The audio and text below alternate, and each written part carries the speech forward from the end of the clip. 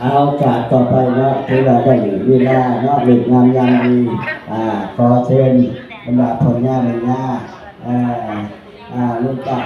น้องหนูลูกหลานเนาะพร้อมกันแต่ถูกแต่เทียนกราบลงสามที่ของ3 บาทเรียกอะไรดื้อ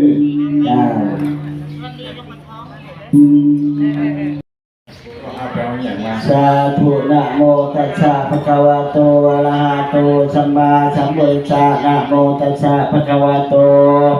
อะระหะโตสัมมาสัมพุทธัสสะนะโมตัสสะภะคะวะโตอะระหะโตสัมมาสัมพุทธัสสะสาธุพุทธพุทธบูชาธัมมพุทธบูชาสังฆพุทธบูชา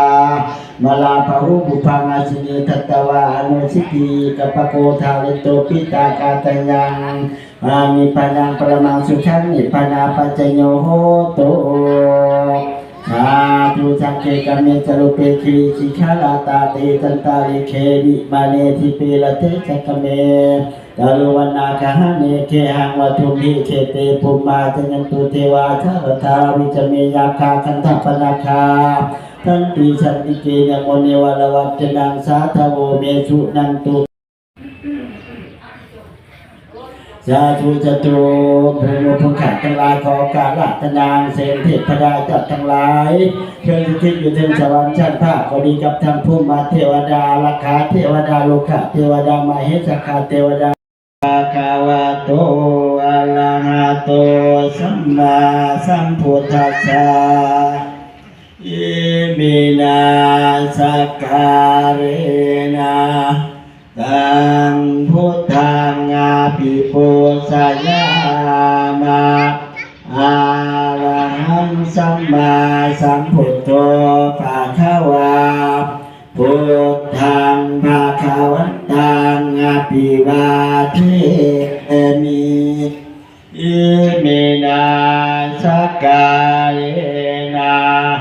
ตังธัมมังอาภิปูชยามะสวากขาโตภะคะวะตาธัมโมธัมมังนามัสสามิอิมินาสการะตังสังฆังอาภิปูชยามะสุปฏิปันโนภะคะวะโตสาวกสังโฆสังฆังนามามิอุจจาสวันทามิโมตัสสะอิติปิโสภะคะวะอะระหังสัมมาสัมพุทโธวิชชาจรณะสัมปันโนสุขโตกวิโตอนุตตโรปุริสธรรมสารติสัทธาเทวมนุสสานังพุทโธภควติสวากขาโตภควตาธัมโม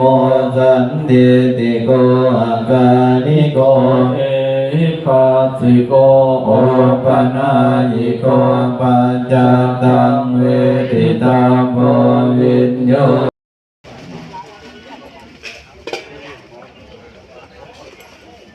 เห็นบุญสมโภชผ่านนี่มันสิบุญต้องทำอีกบ่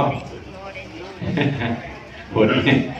สมโภชพระพุทธรูปใหญ่เดือน12 เพลงนะ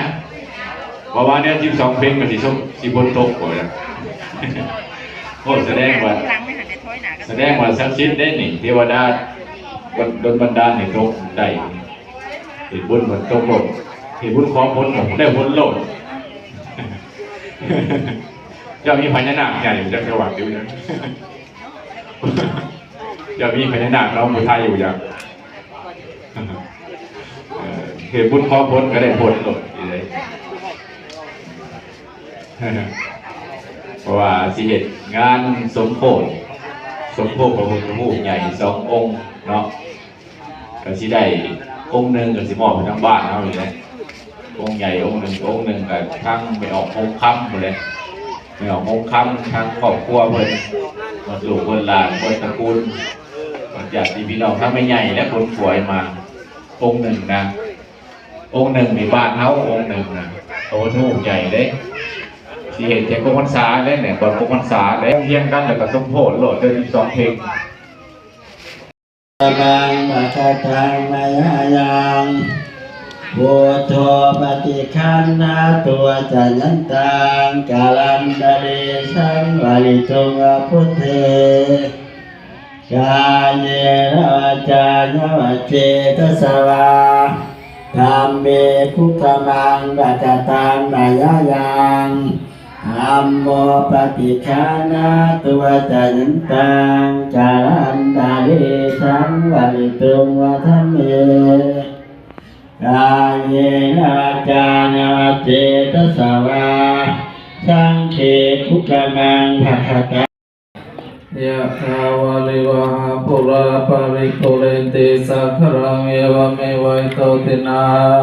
เปตานังอุปกัปปติจิตังปฏิตังตุมังกิปะเมวะสมิสสโตสัพเพปุเรนโต